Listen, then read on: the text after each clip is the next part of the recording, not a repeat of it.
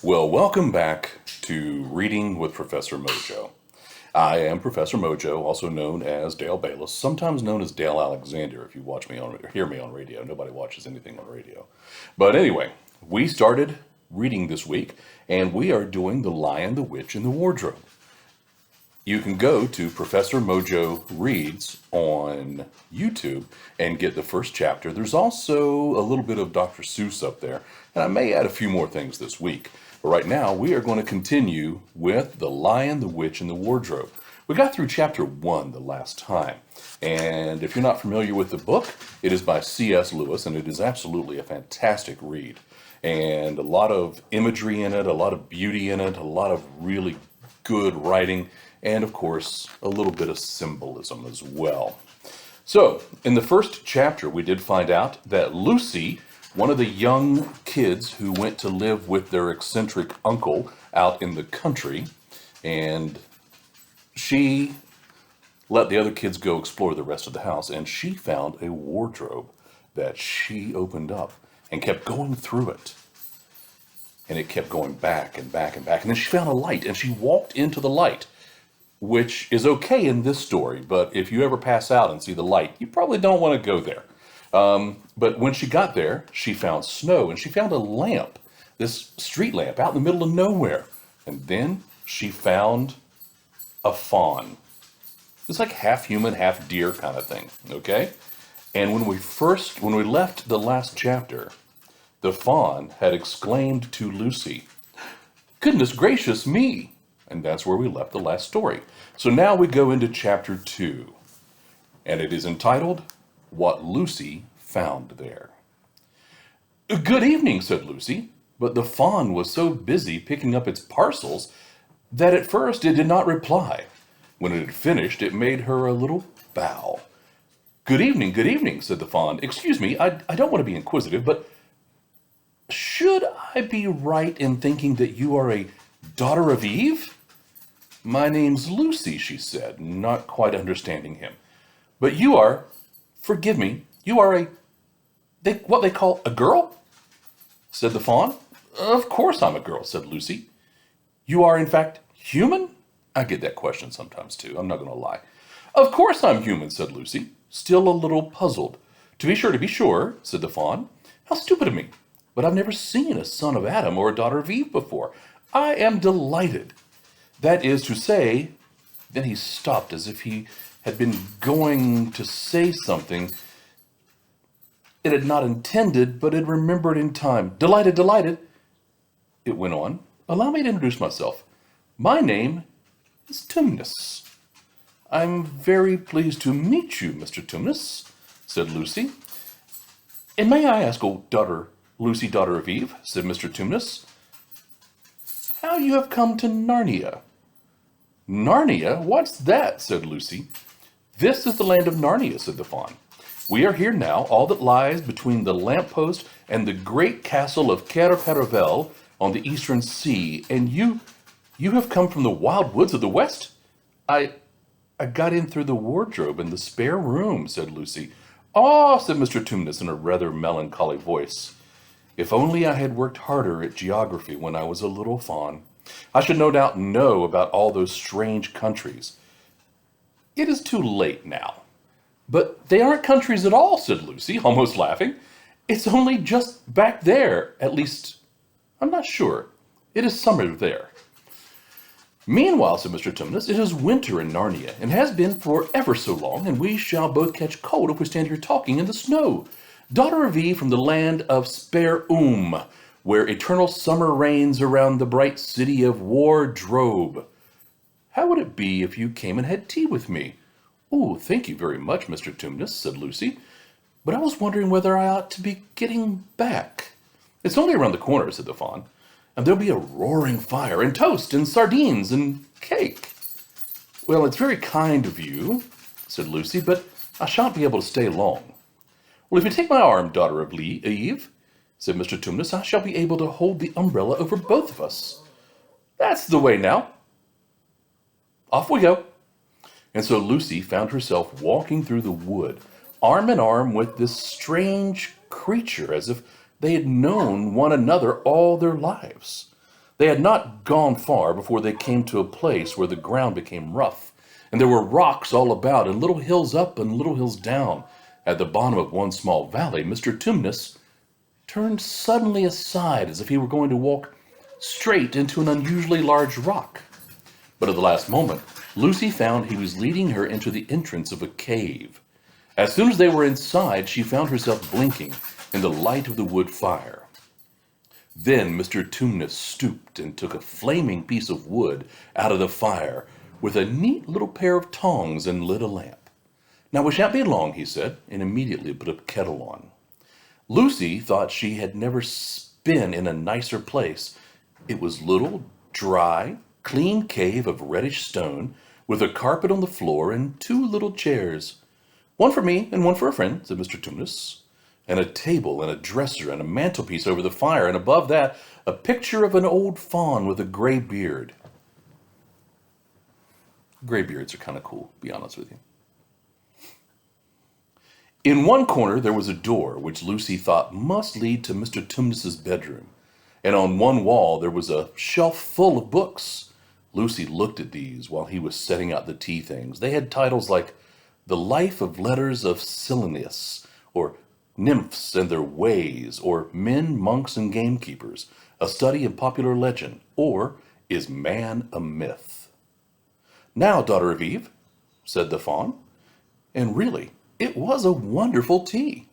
There was a nice brown egg lightly boiled for each of them, and then sardines on toast, and then buttered toast, and then toast with honey, and then a sugar-topped cake.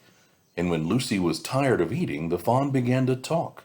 He had wonderful tales to tell of life in the forest. He told about the midnight dances and how the nymphs who lived in the wells and the dryads and who lived in the trees came out to dance with the fauns. About long hunting parties after the milk-white stag who could give you wishes if you caught him. About feasting and treasure-seeking with the wild red dwarves in deep mines and caverns far beneath the forest floor. And then about summer, when the woods were green, with old Sillinus on his fat donkey would come to visit them, and sometimes Bacchus himself. And then the streams would run with wine instead of water, and the whole forest would give itself up to jollification for weeks on end. I like that word, jollification. I think I shall use that more in my daily life. I really will. "Not that it isn't always winter now," he added gloomily. Then, to cheer himself up, he took out from its case on the dresser a strange little flute that looked as if it were made of straw and began to play. And the tune he played made Lucy want to cry and laugh and dance and go to sleep all at the same time. It must have been hours later when she shook herself and said, "Oh, Mr. Tumnus, I'm so sorry to stop you, but I do love that tune, but really, I must go home. I only meant to stay for a few minutes." "It's no good now, you know," said the faun, laying down his flute and shaking his head at her very sorrowfully. "No good," said Lucy, jumping up and feeling rather frightened. "What do you mean? I've got to go home at once. The others will be wondering what has happened to me." But a moment later she asked, "Mr. Tumnus, whatever is the matter?" For the faun's brown eyes had filled with tears, and then the tears began trickling down its cheeks, and soon they were running off the end of its nose, and at last it covered its face with its hands and began to howl. "Mr. Tumnus, Mr. Tumnus," said Lucy in great distress. Don't, what is the matter? Aren't you well? Dear Mr. Tumnus, do tell me what is wrong." But the faun continued sobbing as if its heart would break. And even when Lucy went over and put her arm around him and lent him her handkerchief, he did not stop.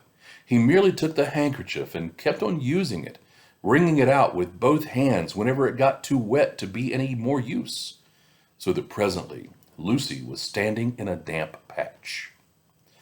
"Mr. Tumnus," bawled Lucy in his ear, shaking him, "do stop it at once. You ought to be ashamed of yourself, a great big faun like you. What on earth are you crying about?" Oh, sobbed Mr. Tumnus. I'm crying because I'm such a bad faun." "I don't think you're a bad faun at all," said Lucy. "I think you're a very good faun. You are the nicest faun I've ever met." Oh, you wouldn't say that if you knew," said Mr. Tumnus between the sobs. "No, I'm a bad faun. I don't suppose there was ever a worse fawn since the beginning of the world." "But what have you done?" asked Lucy. "My old father now," said Mr. Tumnus. "That's his picture over the mantelpiece. He would never have done a thing like this." "A thing like what?" said Lucy. "Like what I've done," said the fawn. "Taken service under the White Witch. That's what I am. I'm in the pay of the White Witch." "The White Witch? Who is she?" "Why, it is she that got all Narnia under her thumb. It's she that makes it always winter and never Christmas. Think of that!" "How awful," said Lucy. "But what does she pay you for?" "That's the worst of it," said Mr. Tumnus with a deep groan. "I'm a kidnapper for her, and that's what I am. Look at me, daughter of Eve. Would you believe that I'm the sort of fawn to meet a poor innocent child in the woods, one that had never done me any harm, and pretend to be friendly with it and invite it to my cave, all for the sake of lulling it asleep and then handing it over to the White Witch?" "No," said Lucy, "I'm sure you wouldn't do anything of that sort." "But I have," said the fawn. "Well," said Lucy rather slowly, for she wanted to be truthful and yet not be too hard on him. "Well, that's pretty bad. But you're so sorry for it. I'm sure you will never do it again." "Daughter of Eve, you don't understand," said the fawn. "It isn't something I've done. I'm doing it now at this very moment." "What do you mean?" cried Lucy, turning very white. "You are the child," said Tumnus.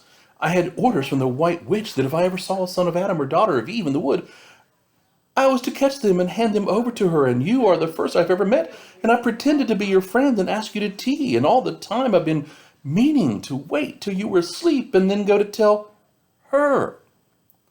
"Oh, but you won't, Mr. Tumnus," said Lucy. "You won't, will you? Indeed, you really mustn't." "But if I don't," said he, beginning to cry again, "she's sure to find out, and she'll leave my tail cut off, and my horns sawn off, and my beard plucked out, and she'll wave her wand around my beautiful cloven hooves and turn them into horrid solid hooves, like a wretched horse's. And if she is extra and specially angry, she'll turn me into stone, and I shall only be a statue of a fawn in her horrible house until the 4 thrones at Cair Paravel are filled. And goodness knows when that will happen, or whether it will happen at all." "I'm very sorry, Mr. Tumnus," said Lucy, "but please let me go home." "Of course I will," said the fawn. "Of course I've got to. I see that now. I haven't known what humans were like before I met you. Of course I can't give you up to the witch. Not now that I know you. We must be off at once. I'll see you back to the lamppost. I suppose you can find your way from there back to Sparome and Wardrobe?" "I'm sure I can," said Lucy. "We must go quietly as we can," said Mr. Tumnus. "The whole wood is full of her spies. Even some of the trees are on her side." They both got up and left the tea things on the table, and Mr. Tumnus once more put up his umbrella and gave Lucy his arm. And they went out into the snow. The journey back was not at all like the journey to the fawn's cave. They stole along as quickly as they could without speaking a word, and Mr. Tumnus kept to the darkest places. Lucy was relieved when they reached the lamppost again. "Do you know your way from here, daughter of Eve?" said Mr. Tumnus. Lucy looked very hard between the trees and could see just in the distance a patch of light that looked like daylight. "Yes," she said, "I can see the wardrobe door." "Then be off home as quick as you can," said the fawn, and can you forgive me for what I meant to do?" "Why, of course I can," said Lucy, shaking him heartily by the hand, "and I do hope you won't get into dreadful trouble on my account. Farewell, daughter of Eve," and he said, "Perhaps I may keep the handkerchief?" "Rather," said Lucy, and then ran toward the far-off patch of daylight as quickly as her legs would carry her, and presently, instead of rough branches brushing past her as she felt coats, and instead of crunching snow under her feet, she felt wooden boards, and all at once she found herself jumping out of the wardrobe into the same empty room from which the whole adventure had started. She shut the wardrobe door tightly behind her and looked around, panting for breath. It was still raining, and she could hear the voices of the others in the passage. "I'm here," she shouted. "I'm here. I've come back. I'm all right." We will get to chapter 3 very soon.